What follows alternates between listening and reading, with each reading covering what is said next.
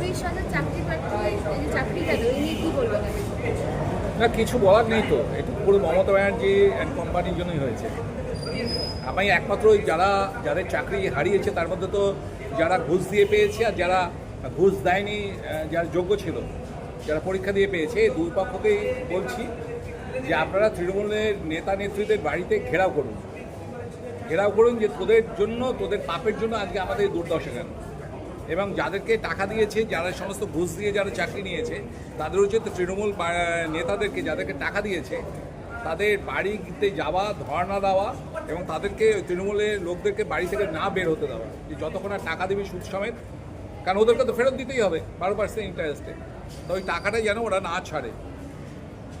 আচ্ছা, গতকাল মুখ্যমন্ত্রী নেতাজি ইন্ডোর স্টেডিয়াম থেকে বিকাশ রঞ্জনকে তো আক্রমণ করেইছে তীব্রভাবে, এছাড়াও বিজেপিকেও কিন্তু ছাড়েনি, তিনি নিটের প্রসঙ্গ থেকে অনেক কিছু বলার চেষ্টা করেছেন।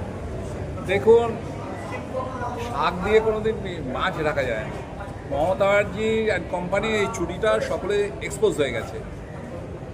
ওনার সেই একটা সে বৈষ্ণব পদাবলিতে একটা দোহা আছে না, লাজ নীরে নীলাজ বধূ লজ্জা নাই রে তোর, গলায় দড়ি কলসি বাইন্ধা জলে ডুববা মর।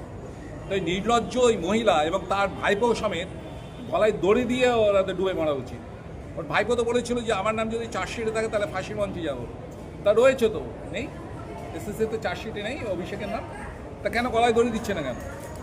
আচ্ছা, এই যে 2016 পুরো প্যানেল যে বাতিল হয়ে গেল, এরপর শোনা যাচ্ছে যে বুদ্ধিজীবীদের চাকরি প্রার্থীর যে বাতিলের যে মামলাটা কলকাতা হাইকোর্টে, যেখানে অভিজিৎ গঙ্গোপাধ্যায় পুরো বাতিল হওয়ার কথা বলেছিলেন, সেটার ভবিষ্যৎ কী হতে পারে?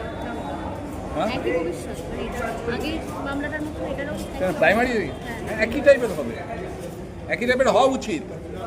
যারা ঘুষ দিয়ে, যারা টাকা পয়সা নিয়ে যারা লোককে চাকরি দিয়েছে, তো মামলাগুলোর তো ফল একই হওয়া উচিত।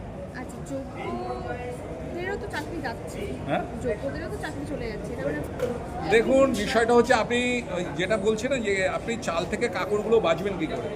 এখন পুরোপুরি যদি ইডির হাতে, সিবিআইয়ের হাতে যদি পুরো ছেড়ে দেওয়া হতো, তাদের লিস্টটাকে যদি হাইকোর্ট ফলো করে, তাহলে নিশ্চয়ই কিছু একটা শুরু হবে। আমি মনে হয় যারা যোগ্য রয়েছে তাদের কিছু লিগ্যাল এক্সপার্টদের সঙ্গে কথা বলে তাদের কীভাবে যাতে তাদের চাকরিটা ফেরানো যায় এই ব্যাপারে তাদের আলোচনা করা উচিত। তারা নিশ্চয়ই ব্যাপারে চিন্তাভাবনা করছে।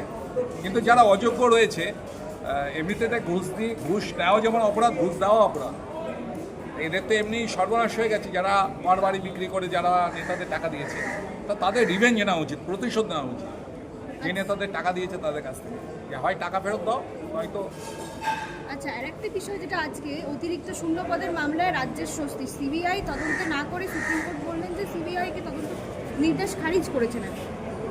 শুনলাম এখন সুপ্রিম কোর্ট অর্ডার দিয়েছে, এখন তার এগেনস্টে আমি কিছু বলতে পারি, আমি তো আর জাজদের বিরুদ্ধে কিছু বলতে। কিন্তু আগের যে রায়টা মুখ্যমন্ত্রীর পছন্দ হয়নি, কিন্তু আজকের রায়টা বলছে সুপ্রিম কোর্ট ভালো। মুখ্যমন্ত্রী ঠিক পছন্দ হলো না হলো তাই নিয়ে আমাদের চলে না। উনি হচ্ছেন একটা চোরের রানী আর চোরের দল চালাচ্ছে, ঠিক আছে? এটা হচ্ছে মোদ্দা কথা।